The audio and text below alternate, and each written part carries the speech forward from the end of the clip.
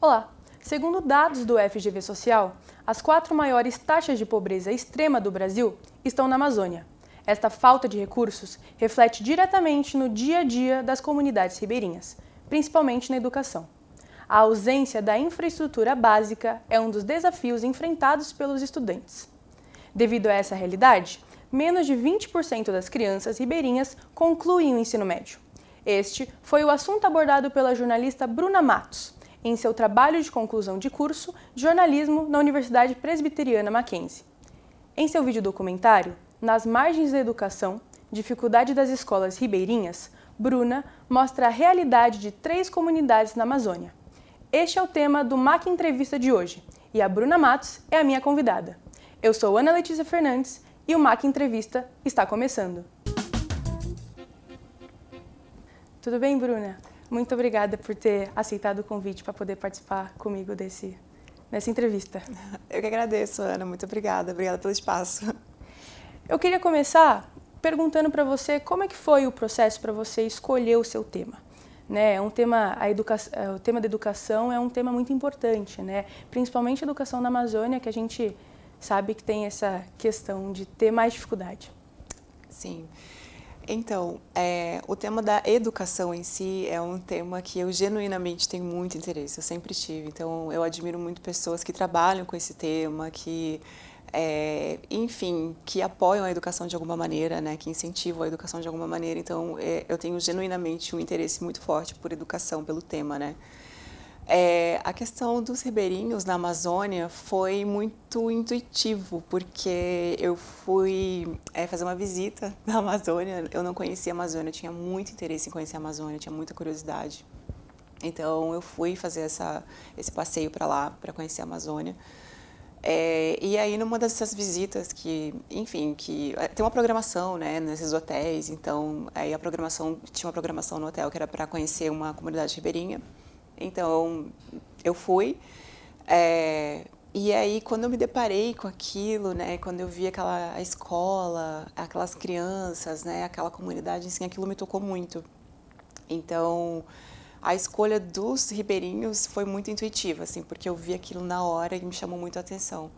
Mas o tema da educação era algo que eu já tinha, assim, em mente, assim, que eu adoraria desenvolver algum projeto voltado para isso.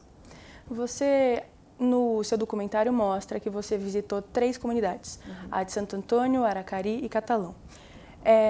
Quais principais diferenças que você observou dentre essas comunidades?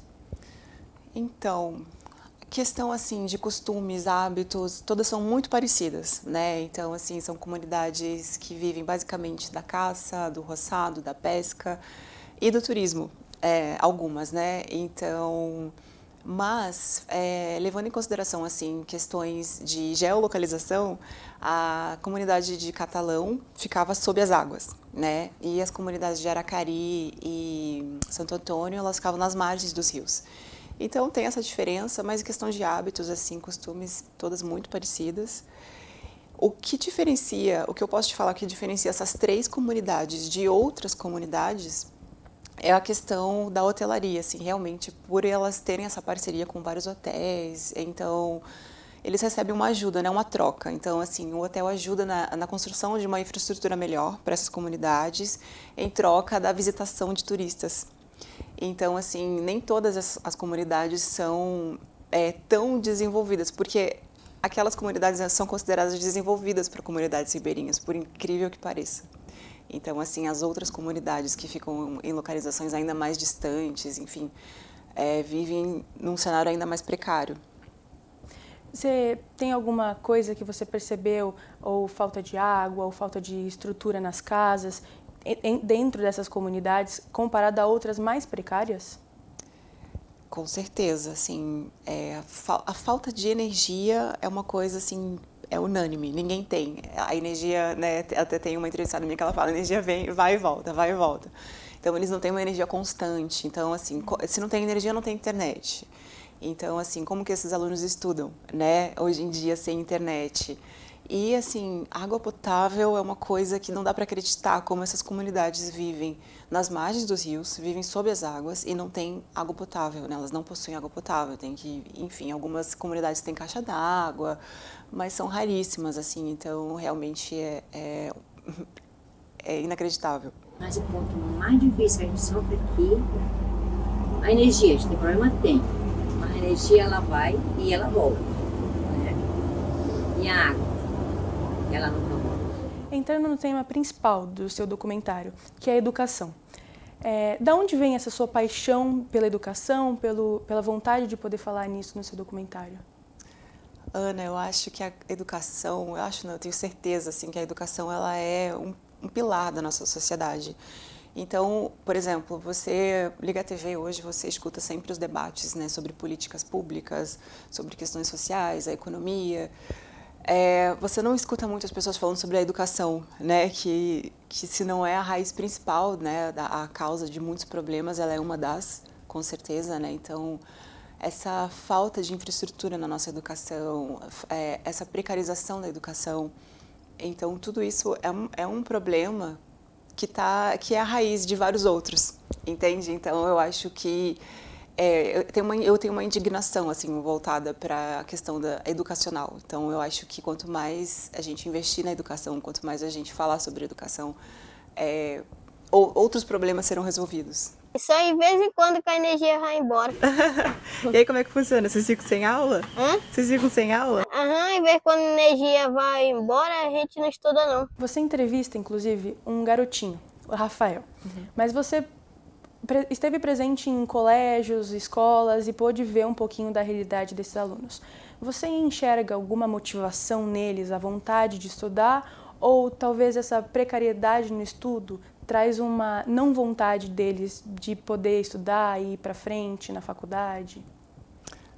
Eu acho que eu comentei contigo antes da entrevista que eu gostaria de ter entrevistado mais crianças, né? Mas, enfim, não tinha autorização dos pais e tudo mais. O Rafael, gente, uma graça, assim. O que eu percebo nas crianças, no geral, o que eu percebi lá, é que eles não têm, assim, essa consciência de que eles vivem com um problema, né? Que eles têm um problema ali naquele núcleo. Eles não têm ainda essa conscientização. Então, você percebe que eles estão ali entusiasmados para aprender. Então, muitas crianças, por exemplo, na época de seca, como não tem como se deslocar com os barcos, na época de seca, eles não frequentam as escolas. Então, mesmo assim, eles fazem atividades em casa, eles dão um jeito de fazer esses exercícios, entregar para o professor. Então, você vê que existe esse esforço, mas eu não acho que eles tenham consciência de que eles vivem um problema. Assim, não existe um comparativo, sabe? Você entrevista também a Rosinete, ela é uma funcionária de lá, né? E outros 2 professores, uma professora e um professor que dão aula nessas escolas das comunidades ribeirinhas. Eles comentam sobre um problema, que são as turmas multisseriadas, que vão de crianças de 4 a 12 anos. Um dos maiores desafios é estar em sala de aula com turmas multisseriadas, né? São alunos de 4 anos até 12 anos, né? De pré ao quinto, então fica um pouco difícil de trabalhar. Divido a lousa, divido o tempo. Eu explico primeiro para uma turma e já deixo aquela fazendo atividade. Vou lá o assunto para outra. Você enxergou algum outro problema dentro da educação, alguma outra precariedade dentro das escolas? Eu acho que o que mais tinha lá eram problemas. Infelizmente, assim, muitos desafios a serem enfrentados lá. Tem essa questão das classes serem multisseriadas, que é um desafio para os professores, é um desafio para os alunos aprenderem, né? Então, assim, o professor tem que ficar se dividindo alunos de várias faixas etárias dentro da mesma sala de aula. Eu nem sabia que isso existia, eu não tinha conhecimento disso, então, assim, realmente... Enfim, e tem vários problemas. A questão dos professores, por exemplo, eles gostariam, eu conversei em off com eles, eles gostariam de ter acesso a mais educação, eles, como professores, de se desenvolverem pedagogicamente, sabe? Então, assim, eles também gostariam de entregar mais para esses alunos e não têm meios de entregar. Questões didáticas, por exemplo, os livros que chegam para lá são livros que chegam para o Brasil inteiro. Então, os alunos eles estão inseridos num ambiente que é da Amazônia, né, uma floresta, e eles estão lendo sobre ambiente urbano. eles estão lendo sobre o metrô, entende? Então está muito distante da realidade deles. Então essa falta de foco, né, nessas populações que não conversam com o ambiente urbano, né, que são populações rurais, né? Então tem uma professora que eu entrevisto que fala muito sobre a educação do campo, né, que é a Mônica. Então ela bate muito nessa tecla de desenvolver livros que sejam voltados para essas comunidades, não só para essas comunidades, mas para todo o público rural no todo, né?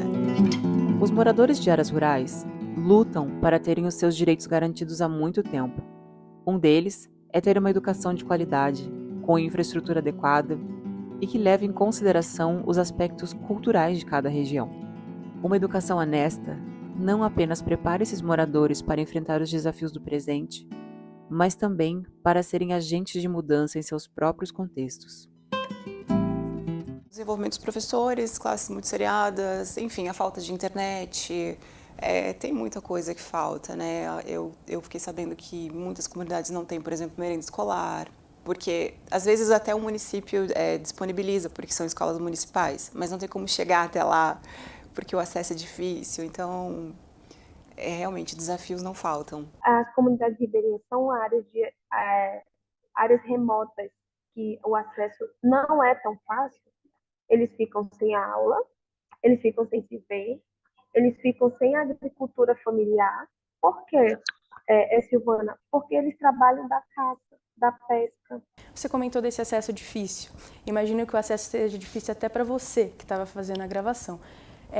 Entrando um pouquinho nessa parte da produção do seu documentário, como é que foi se deslocar, ir de uma comunidade para outra, sendo que você só fazia as gravações por transporte fluvial, né? Principalmente na primeira comunidade, que ela era totalmente dentro da água.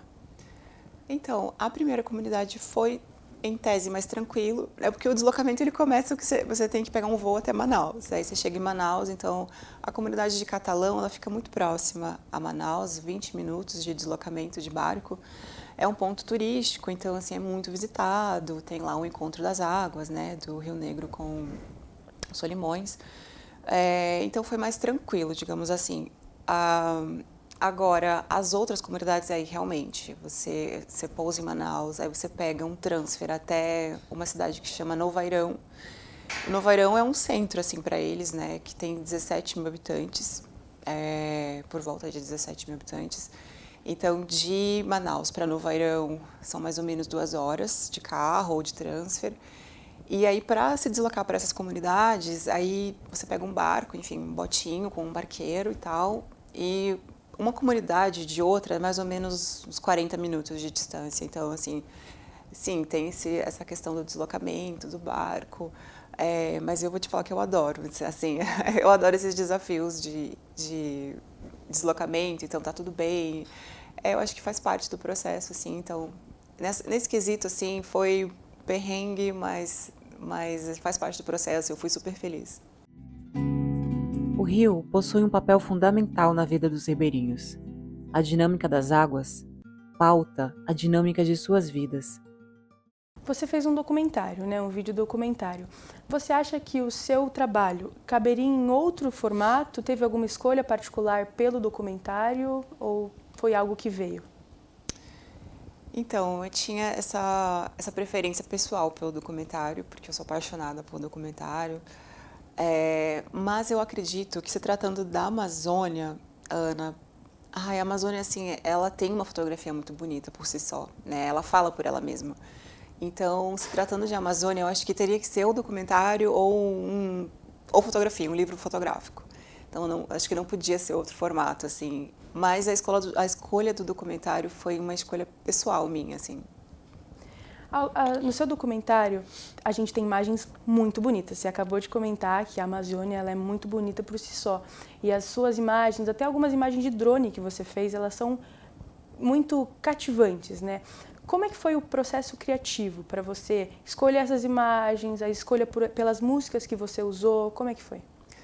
Essa é uma das minhas partes favoritas.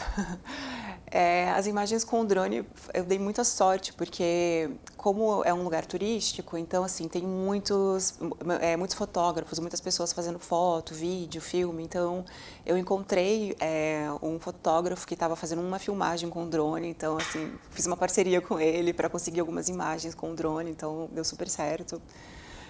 Mas eu acho que essa montagem assim, criativa, né, da escolha das fotos, da música, é uma das minhas partes favoritas.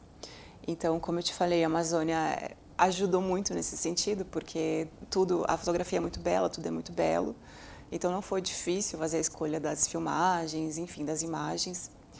A escolha da música, né? Eu escolhi num banco de músicas e eu queria algo bem brasileiro, bem voltado para a Amazônia.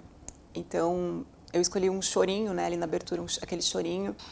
E teve uma outra questão também. Como o assunto era muito sério, né, era um assunto que traz muita seriedade, eu queria trazer mais leveza para as imagens, para a música, para não ficar algo assim pesado de assistir. Então eu queria dar esse contraponto, e eu acho que eu consegui fazer com que ficasse uma coisa mais leve, e mesmo assim falando de um assunto super sério.